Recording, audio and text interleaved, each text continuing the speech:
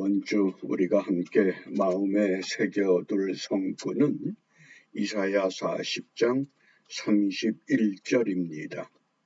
우리 말씀을 함께 읽습니다. 오직 여호와를 앙망하는 자는 새 힘을 얻으리니 독수리가 날개치며 올라감 같을 것이요 다름박질하여도 곤비하지 아니하겠고 걸어가도 피곤하지 아니하리로다. 아멘. 이 말씀을 설명하는 것보다는 다른 번역으로 함께 생각하고자 합니다. 현대인의 성경에서 이렇게 번역합니다. 오직 여호와를 바라보고 의지하는 자는 새 힘을 얻어 독수리처럼 날개치며 올라갈 것이요 달려가도 지치지 않고 걸어가도 피곤하지 않을 것이다. 아멘. 오늘 우리가 함께 읽어야 할 말씀이 스가랴서 9장부터 11장입니다. 스가랴서의 배경을 학개서와 같이 놓고 생각하면 우리가 이해가 쉽습니다. 바벨론 포로 생활 70년 만에 예루살렘으로 돌아왔습니다. 제일 먼저 그들이 예루살렘 성전 재건에 힘을 모읍니다. 그런데 어떤 생각이 드느냐? 우선 우리가 빨리 안정된 삶을 살아야 되겠다. 그리고는 성전 기초를 놓고 전부 자기 개인적인 일에 몰두하기 시작합니다. 그때 학개 선지자가 성전 재건을 빨리 마쳐야 된다. 일의 우선순위, 신앙의 우선순위를 결정하라고 재촉한 겁니다. 학개 선지자는 신앙의 우선순위를 강요했다고 하면 스가랴 선지자는 성전 재건을 했으니 이제 할 일이 무엇이냐? 정말 우리 신앙의 목표가 무엇이냐? 왜냐하면 성전 재건을 하고 나면 하나님이 엄청난 복을 주실 줄로 생각했던 유대 백성들 생활은 여전히 어렵습니다. 그러자 스가랴 선지자가 우리 신앙의 목표가 뭐냐? 그것은 왕이 오실 것이라고 하는 것을 강조하게 됩니다. 오늘 묵상의 주제가 내 왕이 내게 임하나니 스가랴서 9장 9절입니다. 시온에 따라 크게 기뻐할지어다. 예루살렘에 따라 즐거이 부를지어다. 보라, 내 왕이 내게 임하나니 그는 공의로우며 구원을 베풀며 겸손하여서 나귀를 타나니 나귀의 작은 것 곧 나귀 새끼니라. 1950년 6월 25일 한국 전쟁이 발발하고 1953년 7월 27일 휴전 협정을 맺었습니다. 그리고 지금 2025년 72년이 지났습니다. 전쟁이 끝난 것으로 생각하고 착각하면서 성전 재건을 했는데 교회를 이만큼 부흥시켰는데 왜 나라가 이 지경까지 왔는가? 그 원인과 그 책임이 누구에게 있는가를 우리가 깊이 성찰해야만 합니다. 스가랴 선지자는 성전 재건을 마쳤던 유다 백성들에게 성전 재건이 목표가 아니야. 우리에게는 장차 우리를 다스릴 왕이 오셔야 된다. 어떤 왕이? 그 왕을 우리가 구약에서 메시아라고 예언하는데 그 메시아가 곧 예수 그리스도가 되신다고 하는 것.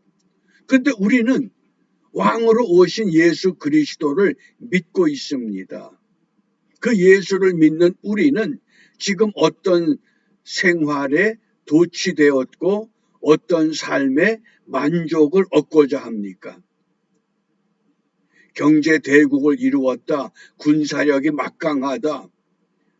교회가 이만큼 성장했다. 이런 교회 부흥이 없었다. 그런데 현실은 너무 비참합니다.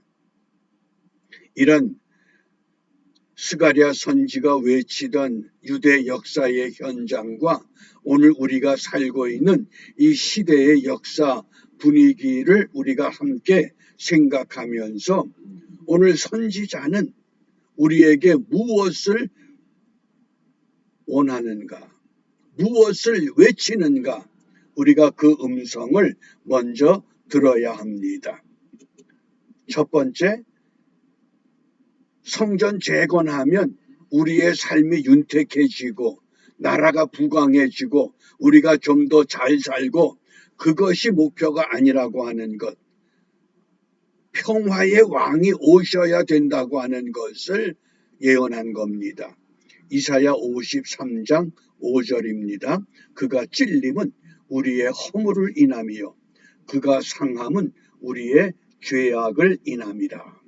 그가 징계를 받음으로 우리가 평화를 누리고 그가 채찍에 맞음으로 우리가 나음을 입었도다. 평화의 왕, 이념 전쟁도 아니고 남과 북의 싸움도 아니고 이 지구촌에 평화의 왕이 오셔야 된다.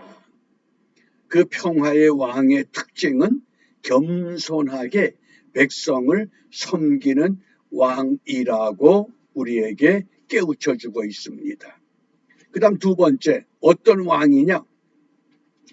공의와 구원의 왕이라고 말씀합니다. 이사야 45장 21절 하반절입니다. 나 외에 다른 신이 없나니 나는 공의를 행하며 구원을 베푸는 하나님이라. 나 외에 다른 이가 없느니라. 공의와 구원을 이루실 왕. 남한 땅에서는 경제 대국이 되었다고 기뻐하며 좋아하고 해외여행을 즐길 때 북녘 땅에서는 수백만이 굶주려 죽었습니다. 그 아픔을 정말 우리가 하나님의 마음으로 그리스도의 심장으로 우리가 참 믿음으로 그들을 얼마나 생각했는가. 자기 만족에 도취되었던 우리의 지난날의 허물 다시 말씀의 거울에 비추어서 공의와 구원의 왕이 오셔야 될 것을 우리가 다시 한번 결단하게 됩니다. 그리고 세 번째가 인류의 소망이 어디에 있느냐? 이사야 9장 6절입니다.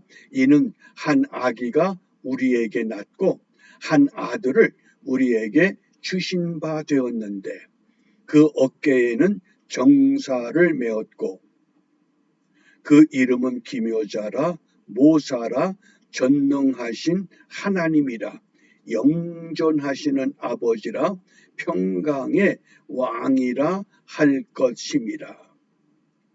이 땅에 지구촌에 완전한 평화를 회복하는 왕, 평화의 왕이요 공의와 구원의 왕이요 인류의 소망이 되는. 그래서 2차 세계대전 이후에 분단된 네 나라, 세 나라는 다 통일을 이루었습니다. 베트남, 예멘, 독일. 그런데 지금 한반도 땅은 여전히 정전협정을 이루고 72년을 보내고 있습니다. 바벨론 포로가 되었던 유다 백성들은 70년 만에 예루살렘으로 돌아오는 은총을 입었습니다. 그동안 한국 교회가 정말 남북 통일을 위해서 얼마나 많은 기도했습니까? 예전에는 주일 예배 대예배라고 하는 그 대표 기도하는 장로님들마다 통일을 달라고 울부짖었습니다. 심지어 철야도 했고 금식도 했고 기도 때마다 통일을 외쳤습니다. 그런데 근자에 와서는 그런 기도가 없습니다. 왜? 우리는 잘 먹고 잘 살기 때문에. 하나님이 원하는 것은 인류의 소망은 모든 지구촌에 모든 나라 모든 민족. 얼마 전에 예루살렘에 초막절 행사를 마치는데 해마다 초막절이 되면 유대 랍비들이 송아지 70마리를 제물로 바친다고 합니다. 지금도 그 행사는 지속된다고 합니다. 근데 왜 70마리냐? 70이라고 하는 성경이 상징하는 수가 70은 이스라엘 완전한 공동체의 수입니다. 애굽으로 내려간 가족들의 수가 70입니다. 그 성경에 보면 70이라고 하는 것은 완전한 공동체를 말합니다. 이것을 확장해서 해석하면 70은 모든 인류 모든 민족을 말합니다. 그래서 초막절이 되면 랍비들은 유대 공동체 이스라엘 공동체가 완전하게 세워짐과 더불어서 세계 공동체가 온전히 여호와 하나님으로 하나 되어야 된다고 하는 그런 상징적인 의미로 황소 70마리를 초막절 때마다 제물로 바친다고 하는 겁니다. 그게 70의 의미입니다. 그런데 우리는 72년이 지났습니다. 왜 하나님이 허락하지 않으셨는가? 아직 우리가 준비가 안 됐구나. 정말 하나님이 주시는 그 은총을 받을 만한 물질의 성장은 있었고 외적인 성장은 있었는데 내적인 성장이 없었다고 하는 것. 이것이 오늘 우리가 다시 한번 하나님 앞에 무릎 꿇고 하나님의 도움을 구해야 할 기도인 줄 압니다. 그래서 이 아침에 우리가 기도를 위해서 마태복음 11장 29절입니다. 나는 마음이 온유하고 겸손하니 나의 멍에를 메고 내게 배우라. 그러면 너희 마음이 쉼을 얻으리니. 아직 마음이 편치 않습니다. 달러의 환율 문제, 또 이 이념의 문제, 또 나라 전체가 그 한 사람 때문에 완전히 뒤죽박죽돼 버린 이런 상황에서 오늘 우리 믿음의 사람들 무엇을 기도하느냐? 하나님 마음에 합한 지도자를 세워달라고 기도해야 됩니다. 이렇게 기도만 할 것이 아니라 정말 자유 통일을 이루어낼 일꾼을 우리는 바로 선택하고 바로 세워야 됩니다. 믿음의 사람들이 올바른 주권을 행사하지 못하면서 어떻게 우리가 평강의 왕, 인류의 소망이 되시는 메시아를 다시 기다릴 수 있겠는가? 이런 뜻에서 오늘 이 하루 다시 한번 우리가 결단하며 하나님 마음에 합한 지도자를 세워가는 일을 위해서 모두가 관심을 갖고 믿음으로 하나 되는 은혜를 기도하는 은총의 하루가 되시기를 바랍니다. 기도하겠습니다. 자비로우신 아버지 하나님, 종전협정 후에 72년의 시간이 지났습니다. 유다 백성들은 바벨론 포로에서 70년 만에 예루살렘으로 돌아오는 은총을 입었건만 저희들은 아직도 분단 가운데서 목표를 상실한 어수선한 환경 가운데 앞날에 대한 두려움과 걱정만 갖고 가슴을 치고 있습니다. 이런 때에 믿음의 사람들, 하나님의 교회가 먼저 마음을 모아 하나님 마음에 합한 지도자를 세우기 위해서, 자유 통일을 이루기 위해서 올바른 일꾼 선택할 수 있는 은혜와 지혜와 분별력을 주시사 다시는 이 땅이 혼돈의 땅이 되지 아니하고 자유 통일을 위한 회복의 땅이 될 수 있도록 한반도의 기적을 이루게 하여 주시옵소서. 예수님 이름으로 기도합니다. 아멘.